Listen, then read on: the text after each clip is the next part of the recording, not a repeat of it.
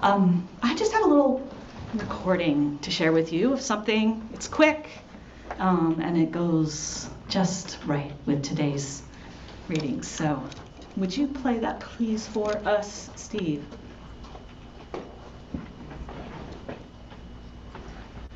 You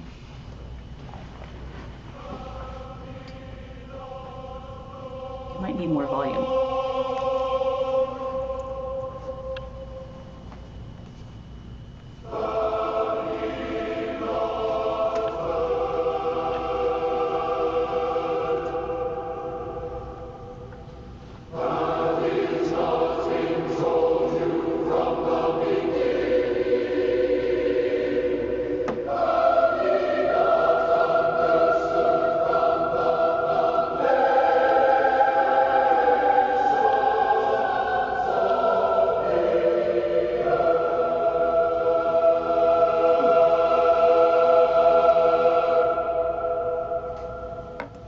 Thank you, Steve. All right. Anyone recognize it? Sounds familiar. Have you not known? Have you not heard? Has it not been told you from the beginning, and have you not understood from the foundations of the earth? That was the opening of our first reading, right? From Isaiah. Only we read it kind of, well, actually, I think, Vicki, you did a really great job of giving it some weight, so thank you for that. But you can see when it gets translated into music, it's set up to kind of blow you away. I mean, that was the Mormon Tabernacle Choir, so they have numbers on their side too. But I've sang this before in a choir of only about 40 people, and you push it out. It's big, huge announcement. Have you not known, and have you not heard? Now, that's some flashy stuff. And it's meant to kind of blow us away. Because God's flashy, right? God is flashy. Well, today, in our gospel, it's kind of continuation of last week. This is, in the Gospel of Mark, the first day of Jesus's public ministry. But the way Mark writes it is not very flashy, right? Yeah. I mean, there's big stuff happening here. But what does he say about it? He cured many who were sick with various diseases and cast out some demons. Whatever. As if this just is an everyday occurrence. I mean, he even asked that demon to keep it secret. I mean, do you think a demon's going to keep his mouth shut? I don't think so. So, one of the things that we learned last week is that Mark's portrayal of Jesus portrays Jesus kind of more of an action guy rather than a words guy. That's just Mark's style of telling the story. And today we get that full on when we hear about the way Jesus heals Peter's mother-in-law. It's classic Mark's portrayal of Jesus. It's just a lot of verbs. He comes near her, he takes hold of her hand, he raises her up, and then he sets her free to go back to her calling in life. 4 action words. And with that, Jesus acts. He restores her to health, and he invites her to serve alongside him. That's how Jesus works. He did it then, and you know what? He's still doing it with us today. Jesus acts in our lives, and Jesus calls on us to act in the lives of others, to bring about healing and wholeness in the world. So, lest we become too accustomed to this, such that it gets kind of mundane, or stays secret, which, we all know church people are great at that. We have this great thing. It's right here in this church. Right, they don't actually tell.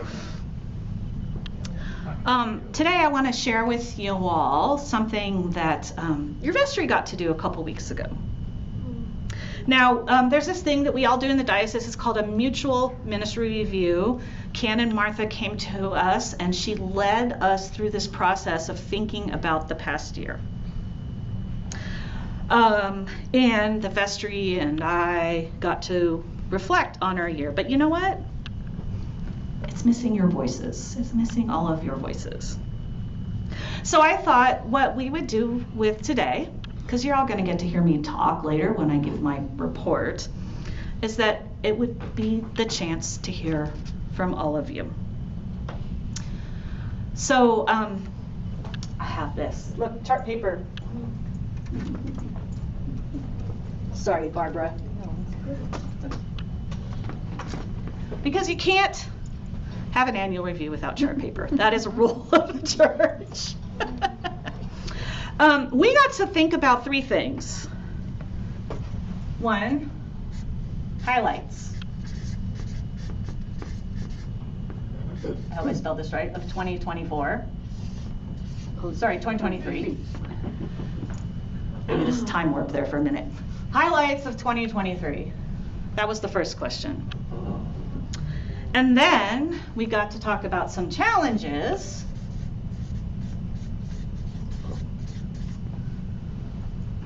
For 2023. And then we got to talk just a little bit about our hopes. And that is for 2024. Let me do this.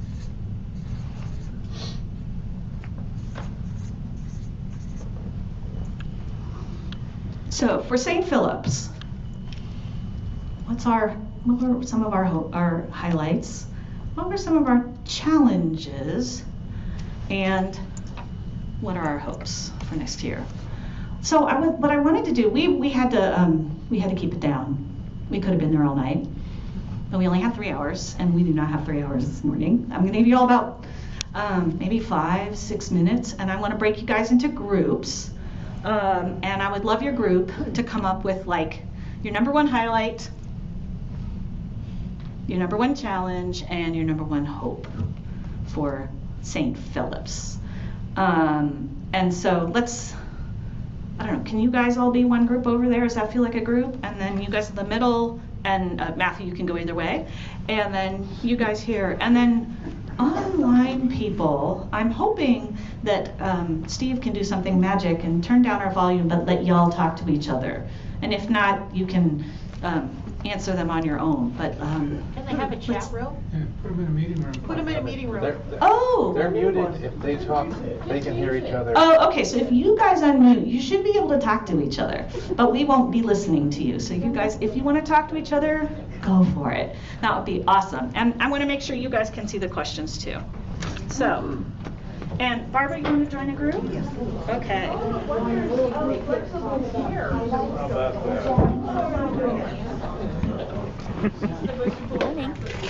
Everybody unmute. Yep. I am muted, yes. How are you today? Try. Are they talking? We're talking. Go on, online people. Don't be shy. Talk to each other. Yay.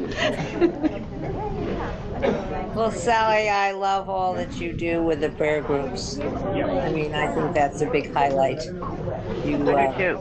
I do too. You know, I'm far enough away, but have connected with you enough to know who many of the people are, and it's good to be connected and remind each other of how blessed we are, and to pray for others who are struggling, because everybody's struggling in some way, shape, or form. And your prayers are so beautiful. The way you write it out is exceptional. Yeah, it's very, very special. Thank you. I think the strength is in the joint participation. And I appreciate that everybody has their own unique way of praying, and that all of that added together is what makes it powerful. But what you do, Sally, is make every situation that each of us have a priority. that moment we feel connected with you, with prayer and with other folks on the prayer list or personal, that gives us hope and heart. And you just have that knack of making you warm all over, knowing someone cares. I really appreciate it. It's Thank you, quite a Don. I think gift. a good description of prayer is connecting us in that way. Yeah. Absolutely. And then, building up on, this is the Sally show this morning right now, but building on that is the food bank. Oh, yeah. Yeah, that's what I was going to say. And then just going from there, just our whole ministry to the homeless, the underserved, those who need stuff that we don't have. And I think one of the things that I love about the church and what we have done in the last year is that we are so tiny, but we're so mighty. And we have had a big impact in this community. I mean, 2 different months, we put the homeless up for a month at a time. Yeah. Plus fed them. Plus we have our ongoing food pantry, which is not homeless people, but people who are in need. And I think that a lot of churches talk, and I think we are living our faith. And that to me is a highlight. Thank you, Susan. We are an example of loaves and fishes. Yeah, we are. Yes. We have modest resources, but we do a lot with it. Well said. Exactly. Thank you. Yeah, very much so. Exactly. And I was telling them, go ahead, Donna. It does take a village, no matter how you look at it. We are a village among ourselves. Yes. Yeah.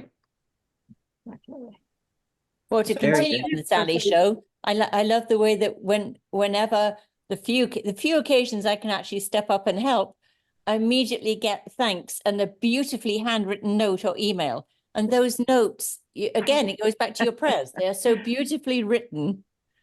Thank you. Well, thank you. And there's also a selfish motive in there because I feel more connected to everybody else when I do that. So it's a win-win, maybe. Sally, you are so humble. Yeah, thank you. Yeah, yes, yeah. The rest of us are dazzled by your gifts. No, I mean it. I mean it. Yeah. When a card comes in the mail and it's from Sally, you look at it and you think, why? What's this for? What did I do? Because you didn't think you did anything. Exactly.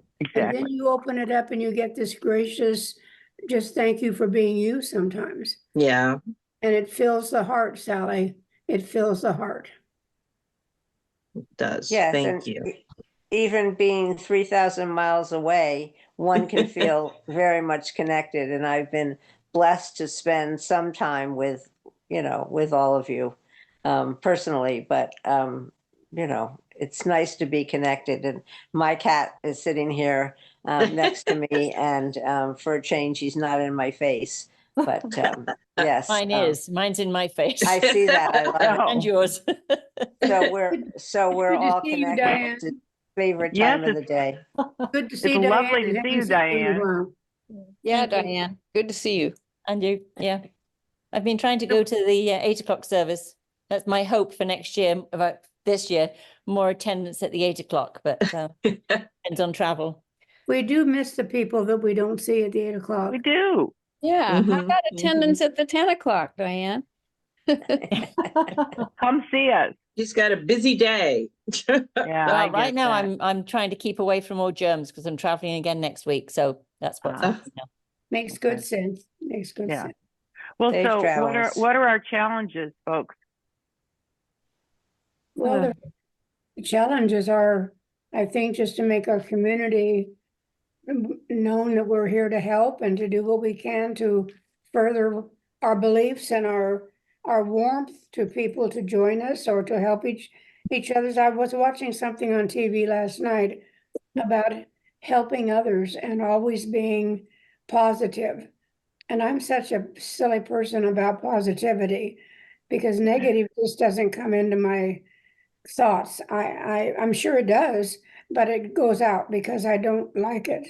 Yeah, And give it room. our positive selves, because we are a team, need to take every bit of that into our community and try to do the good thing to everyone we see. It doesn't mean you go up and start talking about Jesus. It just No. And I think what you're saying, Donna, too, is a way we could use to attract people, because people want to help. They Yeah. want to do good things. Many don't know how to do that by themselves. That's right. That's right. And if you come to a church that's busy doing things, you can key into that and you can plug in.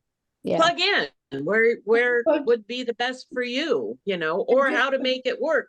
Like Vicki and her CASA stuff, you know, doing the supplies, a school supply drive, you know, for all of that. And, you know, we had a huge amount of stuff that we were able to, you know, take to the CASA things and make that known to people that if you want to support that, come to St. Philip's or bring your stuff at least, you know. But to something that you both said, people want to do it. They don't know how. And if they don't belong to a church or an organization or something, and where they don't know how to plug that in. And I'm thinking also, Julie, of the Pajaro flood, when the Pajaro church picked up everything at our church. So I told our choir, guys, on Wednesday night, bring your stuff. And I had 2 carloads full, and I brought it into the church and put it all up here. And I kept saying, thank you guys. And they said, no, thank you guys for giving me a way to do this. So I think people that don't have an organization or a church or something, they want to help. They don't have the root to do it. And so we're providing that. Yeah. We start with kindness and heart. And I think that's where you begin, by being a nice person, by being nice to people, and they want to join or be part of what you might do, because you have that vibe of come on, or y'all come, or and I don't remember where it was long ago, but they were talking about how, you know, it's usually not just one thing, one visit or one time when you get somebody, but when you do it over and over and over again. I think it takes like 5 interactions of something to have somebody really feel connected to that. So it's like, as you know, how exhausting that is for us. But that's why I always tell people, you know, we've got the food pantry, you know, they'll take pretty much any kind of food that you have to offer, you know, and staples and all of that kind of stuff. People need it. And like this month we did the baby supplies, you know, I don't know, you know, I like having that kind of a theme of, you know, this is what we're looking for. And so I'm putting that Sally's here or John's here. See you soon. I guess we're back. We better mute. Oh, golly.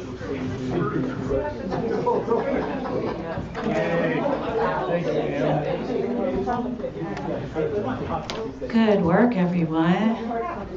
All right. Online congregation. I'm going to come to you first. Did you guys get to pick one highlight that you would like to tell us about for 2023? Did you pick a speaker? Well, I'll just say that Sally is our savior.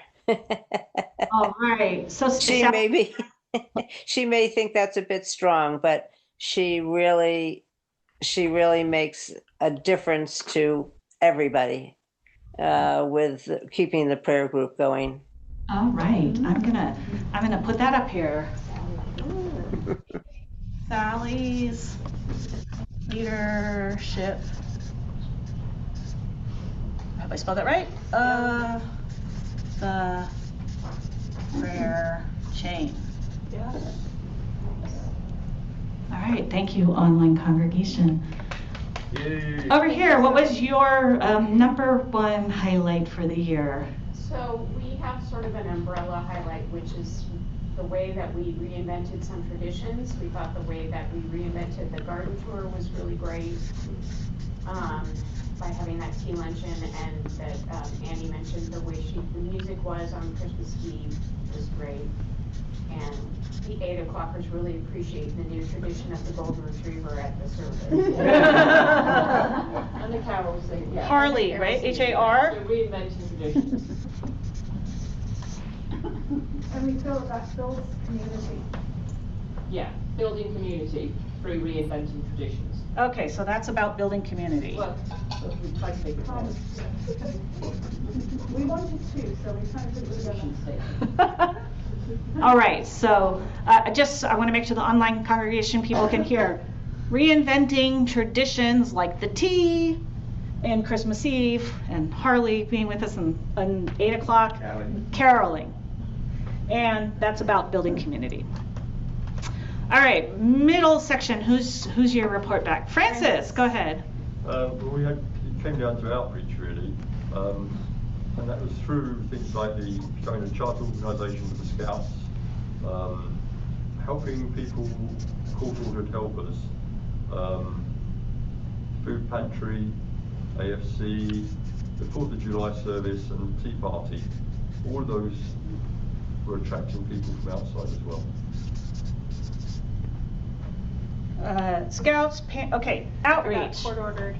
Scouts, pantry, AFC, 4th of July, what was the last one? Court ordered community service people, extending mercy to them. Okay, community.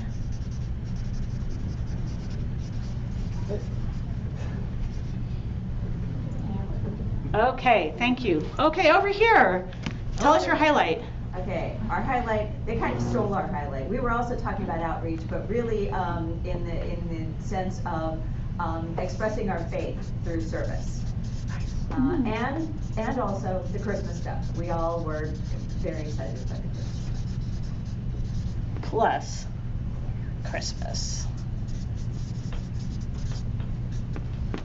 All right, thank you everyone. Let's move, What was your highlight? What was, oh gosh. I'm trying to remember what I said. Spaghetti-o. Oh, we had hours and hours for this and we did some really good work. And I think what my highlight for the year, and actually I'm going to talk about this in my report, but it was normal year. You got to be normal. And I got to discover what normal is for St. Philip's, so that was pretty exciting. There is no such thing as normal. Well, we all do normal beautifully. Okay. Oh my goodness. Do you need tape? No, it's, look at this. This is so cool. It sticks. Yep. You can all I'll talk to Matthew later about how much I love sticky notes. So giant sticky notes is the best thing ever. That is so cool. Okay, we're going to start over here this time. Tell us your challenge. Okay, we felt like the biggest challenge was getting tech to work for us and helping our online community feel like part of the service. Nice. Yay! Job well done. Yes, thank you. What's the word for that? Integrating, welcoming, including? Integrating. We're light years ahead of St. John's. But it still falls. I know. Yeah. There we go. Great. Online community, let's hear from you next. Do you have a challenge that you guys zeroed in on? They're still muted. Oh, Donna, we need to unmute you. There you are. I think that the consensus with us is that for a small church, we're mighty, and our job is to go out and make people known and welcome to come join us. If it's not to come to service, it's to know we have a pantry. It's to help out where we help others. The good feeling we have of helping with a smaller group of people, but we come through. I mean, just like taking 2 months out of a year, that's a lot for a little church. And there's people that bring food that don't belong to our church. And that's what we're promoting is enveloping the outside to come in. That type of Okay, so I hope I got this right. So we're small but mighty, and our challenge is spreading the word. Right. Yes. Okay. And I want to just add that one of the things that Donna made clear in our discussion is that when we say spread the word, we're not talking about hitting people up on Jesus. We're talking about spreading the word that we're here. That we want them as part of our community. Okay. And not that it's bad to evangelize, but that was not our focus. Okay, awesome. Thank you, online congregation. Okay, let's come here to the middle. What was your #1 challenge?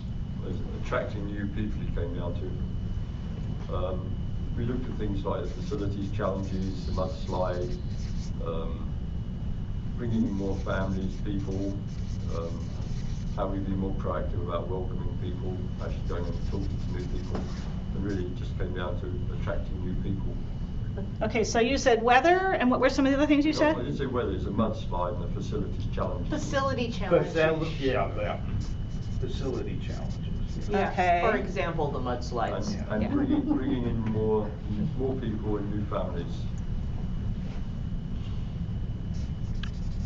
So our highlight was summarized as outreach, and our challenge is summarized as outreach.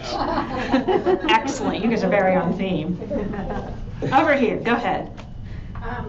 We had that broad highlight and a challenge. Everybody just laser focused on bringing in families and children. Welcoming families and children. Okay, awesome. That's our 4 challenges. Good work, people. Barbara, I'm gonna stick this up underneath you. Oh, okay. You don't have to move. I think we'll be able to take 2 here. You're lucky. Okay. One more. Did we miss you guys? No. What's your?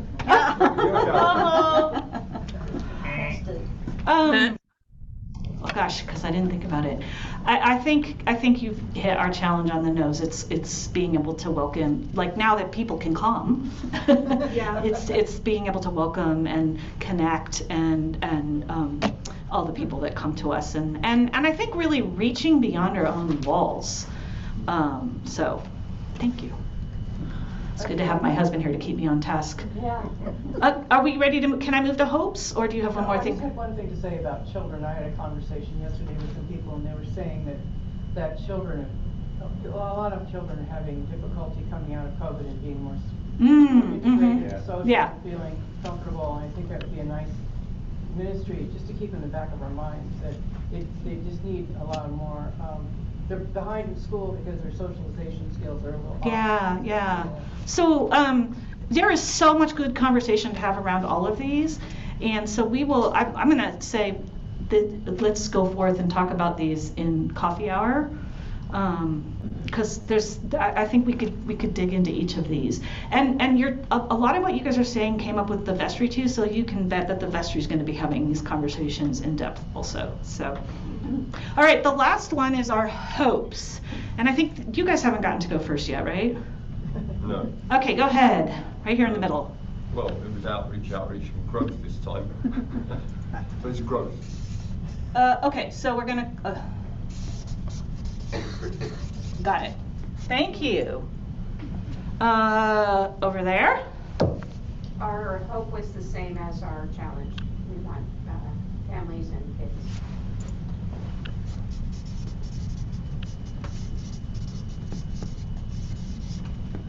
Okay. Online, what's your hope?